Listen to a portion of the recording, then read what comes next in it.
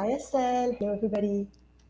Yes, hello everyone. Welcome to this Humanitarian Love live that we are doing every Tuesday. And today, the topic that I suggested we talk about is the topic of emergency sex and desperate measures. At least this was the idea of mine to, use it was like a motivation really to look into what happens in the emergency missions, how our love life becomes in those emergency missions, and really have a look at it and reflect on it. I think is more like the mission that we want to talk about. So Pauline, maybe we will just get into the scene of describing the specific circumstances around emergency and how our life changes in different ways, right? So, looking at our both of our experiences of how that was, and then dive into the topic of love within that setting. So, what was your experience, or how could you relate to that? Yeah. I just wanted to add on a bit like how we started our conversation about this. And just to maybe some of you know this book called Emergency Sex and Other Desperate Measures, just to put it back into the context. So, this was a book wrote in 2004 and describing the real life of three UN workers. So, there is a big part on talking about the UN, which is not our interest today, but if we were more taken by the title and say, oh, yes, there is something happening about, emergency sex, like desperate measures, the idea of the desperate measures and talking about emergency context. And yes, I personally work mostly in emergencies, so Darfur, Congo, Somalia, Haiti with cholera, etc., South Sudan, etc. And if we look at the specific context in emergencies, there are different things. First, there's the workload that is much higher together with the stress and the pressure because there is higher stakes, lives are at risk, epidemic conflict, so you need to work around the clock. There is no real time to pause and take care of yourself and balance your life. Like you cannot think really of work life balance in those situations. You're here for a purpose. You're here to work. You're here to serve. You're here to put all your energy into one direction. So for some time, those missions is like 3 weeks, but sometimes it's month at a time, 3 months, 6 months or more.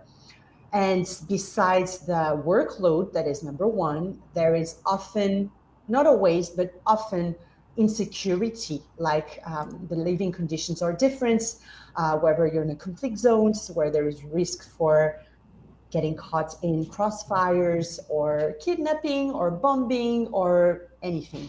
So that you don't have a normal life most of the time. You live in a compound, you have lockdowns before COVID existed. We used to have lockdown already in those contexts, right? You're stuck with your colleagues, you don't see much people, and really you focus on work. And then usually, yes, the human suffering that you are witnessing, that you are, yes, that is in front of you is usually higher, whether it's a conflict or an epidemic or a natural disaster. So I think those three elements, the workload, the pressure, the insecurity, and the human suffering that you are, here to work with, support, try to decrease, is like really, I wanted to really paint the vision, paint the setting. Some people here are working in emergency and know really well what I'm talking about, and maybe other people are not, but it's really create specific circumstances that are going to affect your behavior, your relationship, and it's really impact first and foremost your body. So I think we talked about this in the first episode already, but this really like more intense, this cocktail is really, the word is intensity. And it affects your body and it impacts especially your nervous system. You are really into what we call the fight or flight. The adrenaline is really there, with this intensity, with this stress, with this pressure, and not normal, I would say, life circumstances. you are really living off adrenaline. You're not resting. You're like driven by work. You wake up. You are like, this was my experience in my first mission, waking up in Darfur at 6 in the morning and being like, okay, let's go to work. And not thinking about how I was feeling, not thinking about how I was, what was going on. I was Mhm. like, no, one goal oriented, like, let's go. And you go Yeah. to sleep at midnight or more. And then you wake up next day and it's this around and around. Yeah. Um, yeah. And also, maybe I will just add that, there are also, interestingly, now that I'm sitting in Ukraine, in Kiev, there are also different types of emergencies now. And maybe that's also important to highlight that, even though the outside, like in my case, the outside, I can move around, I can, do many of the things that we would normally do. So that's not so much of a problem in certain locations in Ukraine, for instance. But still, this feeling of something may happen, or this Mhm. feeling of like certain urgency, this feeling of what if this XYZ happens, what am I going to do? Right. So there are like, um, in other words, I just want to paint that emergency may have so many different settings. It doesn't have to be all constrained and compound, well as limited mobility. It can also be without any of the external constraints, still having your realities being like something could happen as you are working, something could Mhm. happen as you're doing. For instance, here we were talking about what could be the impact of atomic bomb if it comes to that, right? So it's like another types of Mhm. conversations that could also affect the way that how you perceive the world, the way that how you prioritize things, what you focus on. And I think this is also something part of the emergency that I think we want to talk about. Essentially, the idea is where you are sensing some type of major event around you that affect the way that you feel, the way you think, the way you function as a human being. And then oftentimes in emergency, that's what Pauline was talking about, the intensity increases where we know we have a certain routine and we don't have anything else, right? So we have a certain things, like we have the work, usually we come home from work, and that's really like two things, like maybe some time for sleeping, and eating, and that would be it. So in these circumstances, is there really space for love? And if it is, how it is and what it is. So maybe now we go to the topic that we always talk about, is the topic of love. So how do we really um, do this love in such circumstances? I mean, first of all, I should say I want to show like my admiration for all humanitarians who are so brave to be even in those circumstances, to be functioning, working, wanting to help other people in those circumstances, and in addition to that, thinking about other things, maybe out of coping mechanism at times, out of many different reasons which we'll be talking about, but still, like, human nature has so much resilience and so much power that you can see it even in these settings. This is just I want to acknowledge. So now, Pauline, let's talk about love in the emergency. Would you like, if I want to be very provocative, like with myself, let's say, I want to ask myself, like, is it really love that I experience in those settings, or it's something else? How would you answer that for yourself? I don't know if it's really for myself, but yeah, uh, because we were provocative, or we took the term, we took the title of the book "Emergency Sex." I want to talk about sex also, because yeah, is Yes, it love or is absolutely. it something else? And Yes, to exactly. continue the conversation, it's great that you mentioned, your current situation, other variation of how emergency may look like, but with even with this context, like this different variation, what you were mentioning, the idea that something could happen is there's a threat. When there is a threat, what happens in our body? there is this activation of our nervous system into fight or flight. There's like this tension in the body, like maybe subtle, maybe not so subtle, but whoa, something happened. And I'm going back to this because when we are in this state, if I answer quickly, your answer is there a place for love? Maybe a bit less, because we are in this tension, because we are in this activation. There's two things that might happen in regard to sexuality. First, before talking about love, is one is like we want to cope. We need to cope. We need to have a release at some point. So there is coping mechanisms that are a lot around, alcohol and cigarettes and sex. Yes. And so it can be on a normal basis, or it could be like I was talking about like my memories of early on in emergencies, like we would work so hard. And then once every month or once every 6 weeks, maybe we would go and rest for a weekend in a bit of a safer place, and then we'd let go. There was this need for this big release of like, we worked around the clock for weeks and we just needed to get crazy. So alcohol was there, and I think it's still right now very present in missions, even in country where it's prohibited, right? So there was this release that we need to let go. We want to, this tension that has been accumulated in our body, in our system, we need to let go of it. So we find some people may dance and some people may have sex, it's as a coping mechanism. This is number one. And number two, how we start talking about love is like when you are in this intensity, adrenaline pumped up, this thing that happens in your body, in your mind, in your nervous system can also affect how you see love and relationship. You may seek something similar, something intense, something hot, so yes, you want the release and you want what I would say a warm body, but you also may sometimes confuse love with this sexual attraction, with the arousal that is being created by your circumstances, by your work. This arousal, not sexual, arousal of your nervous system can translate in like, oh, I'm attracted to that person. Oh, maybe I'm in love with that person. Maybe there's something, maybe he or she could be the right person. So we confuse. There is a risk for confusion. It's not systematic, but what I want to say is that this environment has an impact for sure on our nervous system. And this can kind of mess up or confuse us with, is it love?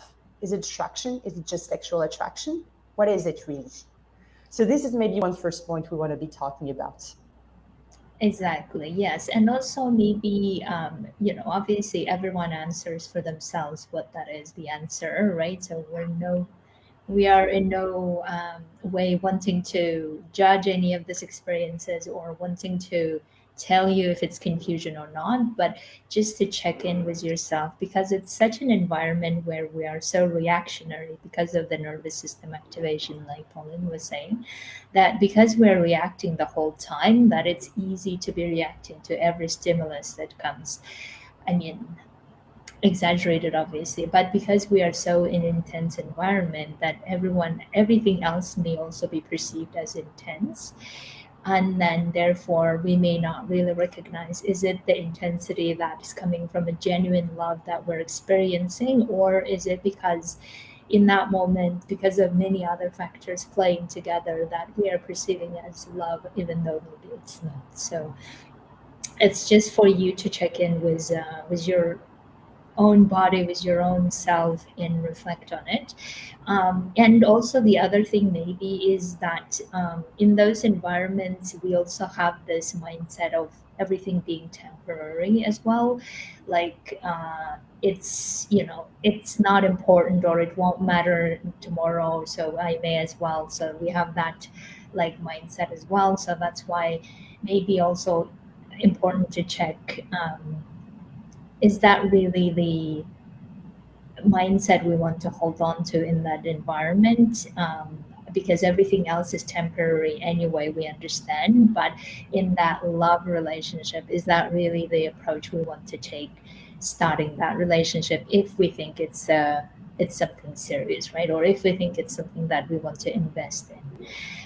But also, I also acknowledge that there are many of us who consciously decide that this is something that I will be doing now in this environment, and then once I leave, everything stays, right? So this is also another way that people approach it, and I totally understand that. So just be aware for yourself what is the approach you are choosing, and the also um, how you're treating yourself in that process nevertheless, because even if it's an intensive environment, there is still need for you to take care of yourself in that environment, actually especially more so than in any other environment. So therefore, again, we may sometimes interpret these as ways to take care of ourselves, but maybe also something to think about whether this is really the measure you want to take. So this is, I think, something to think about. But also maybe, Pauline, the other thing is,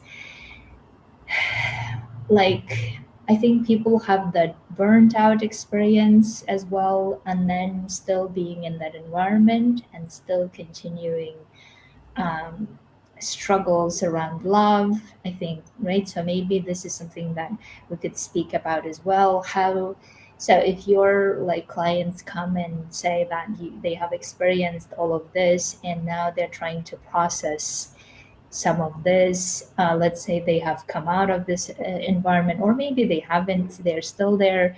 So what would you say the like some of the easier things that people can use in those environments to be taking care of themselves, to be figuring things out as they go in this difficult setting? Yeah. Yeah. I would like to go back a little bit because to explain more like this, I'm going to answer your question, not remind me of it. But absolutely, people need to be taking care of themselves. Like this is like in general, in all aspects of life, but even more so, as you mentioned, in those contexts.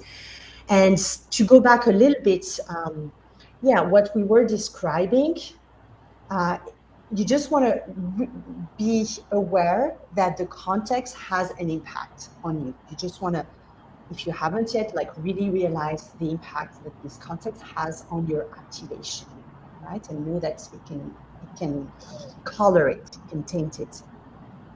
And before answering the question, I would like to say that it doesn't have to be a problem. Like as Aslan was saying at the beginning, wonderful if you are doing this job, if you are living in emergency context right now, and you are searching for a relationship and you want to have love, like really, really praising you and celebrating you for having those two desires.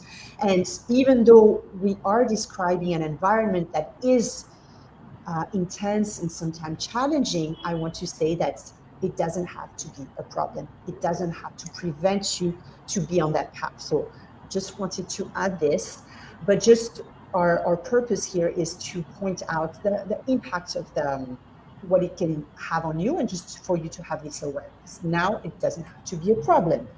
And so yes, how you to talk about like being in a state where you are more open, where you are more, ready for relationship. Yes, you want to, and also to be in a state where you can really be with the person that you're starting something with, not in an intense state, not in a always passionate state, like finding, can you have, this is where maybe you're going to see like, is this love or is this something else? To answer your question is, can you have moments where you are also at peace, where you share about your life, where you share about your vision, where you share about your value, where you're finding some peace and some grounding with that person? I think this is important. Not to say that the passion and the intensity is not good, or you also want this, but can you have something else? Is it not just, sexual attraction? Is there something else? This is, of course, what you want to be looking for. And now to answer your question, what would be more conducive to those states with someone else is to be intimate with someone else, and intimate not only in the intense way, but also in the peaceful, calm way, is having this intimacy with yourself, first and foremost. And so, how do you create this intimacy? You can create it in no matter, regardless of the environment. Even if you're like in a really crazy environment, you can cultivate this awareness with you. And you do this connection, this intimacy, you do this with, could be different practices, but can be just a few minutes of just putting a hand on your heart, a hand in your belly, sitting, lying down while you're going to sleep, and just be, I'm here with myself. Like I'm here taking care of myself.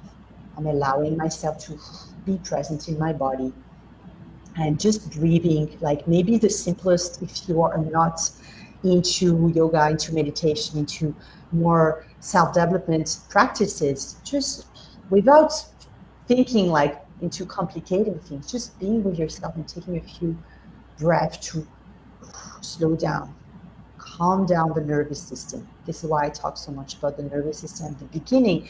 You want to, what we'd say, self-regulate, soothe yourself. And you can do this easily just with taking longer exhale, being with yourself. And just this, a few minutes every day will allow you to keep that openness and allowing yourself to be, to feel, to be connected and not to be completely tense, completely in the intensity. Yeah, amazing.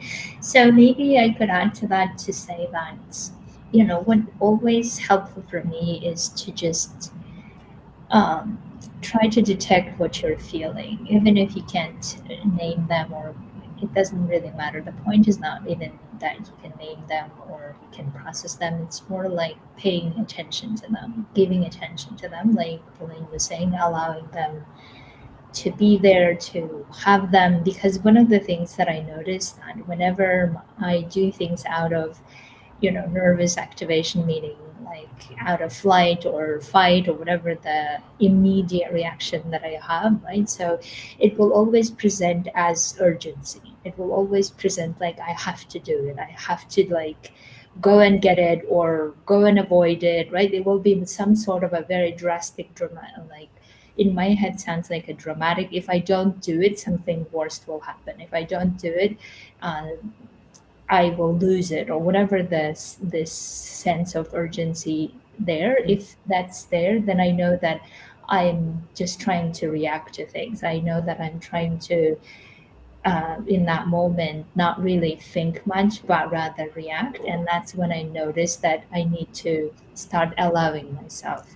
I need to start like taking time and slowing down. And that's the same thing.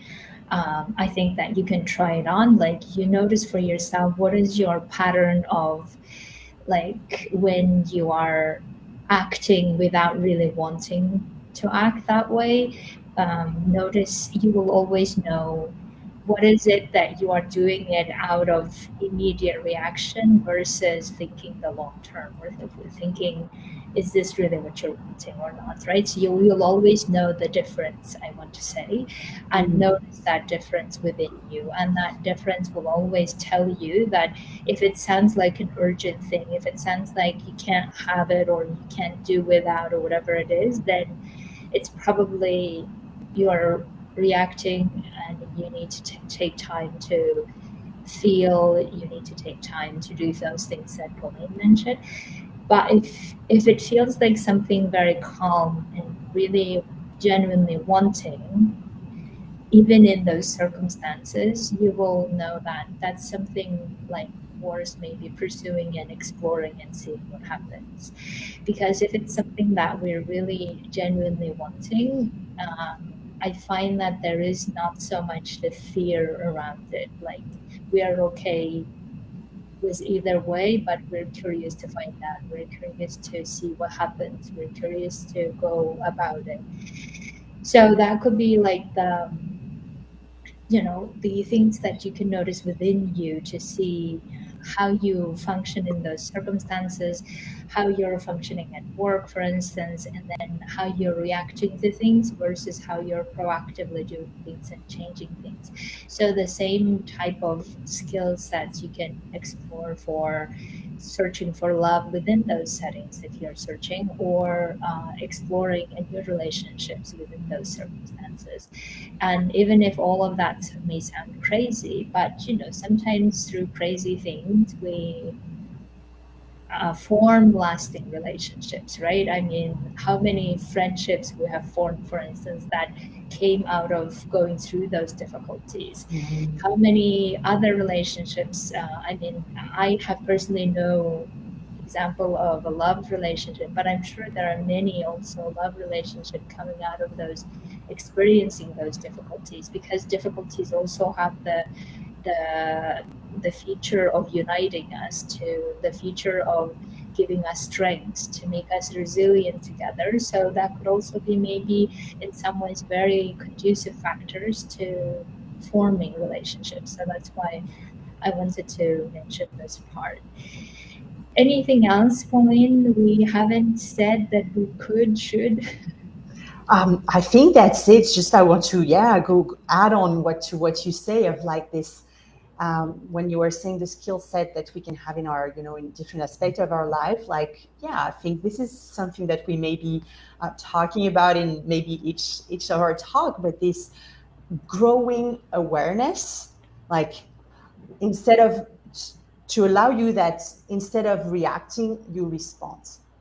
So kind of slowing down, taking a deep breath, like just starting to have an awareness of how you're reacting, how you're acting already. This is the first one. And then, okay, maybe I can pause and then I can decide, do I want to react or do I want to respond? And like this idea of slowing down, of growing your awareness of how you are acting normally, automatically, or by default, can give you a bigger perspective and a bigger ability to choose your actions, whether in your love life or in your work life. So, yes, to go back to the theme of this conversation, when you are in this intensity, it may seem harder to pause and respond rather than react, but it is absolutely possible. And you do this by practicing this on a regular basis, just taking a deep breath sometime, like, whoa, watching yourself. Can be throughout the day, can be when you go to sleep. It's not complicated. It's just a question of practicing and observation of how you are and slowing down. And yes, I also wanted to add, like, beautiful that you said that you reminded us of relationship that we formed ourselves, and friendship, absolutely beautiful friendship and love stories, because yes, you are also in this work for a reason. There is a vision, there's some values that you have that other people around you are sharing. So yes, there is a lot of chance for also meeting a partner out there who is on the same path as you. Absolutely. Yes, absolutely. And just to maybe wrap up, to say that if you are sometimes wondering and debating about those relationships that you have, and you feel like you need to make a decision about whether to pursue or not, so I would just say that whenever you are making a decision whether to continue or not, you can always check with yourself to say, are you doing it out of like freedom versus out of fear? This always helps me to make a decision.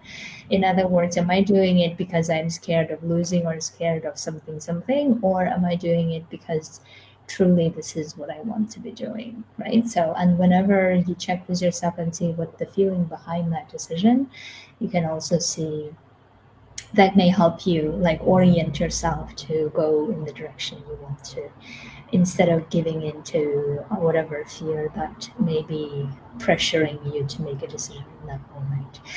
So yeah, so having said that, we'd love to hear from you, your experiences of this type of love stories. If you want to also come over and talk to us about it, we would love to hear that as well. Or, of course, if you have any questions that you want us to address, we are happy to do that here. And until then, I'm thanking you all and Pauline for this amazing conversation. that I didn't know which direction we would go, but I think we did well. Yes. And it's one of those topics that you start and then you start thinking about it, and then you somehow think, well, is there really something to talk about? But then apparently there are a lot of things to talk about. So There is. Yes. Thank you, Estelle. yeah, thank you Everyone. all, and see you next Tuesday.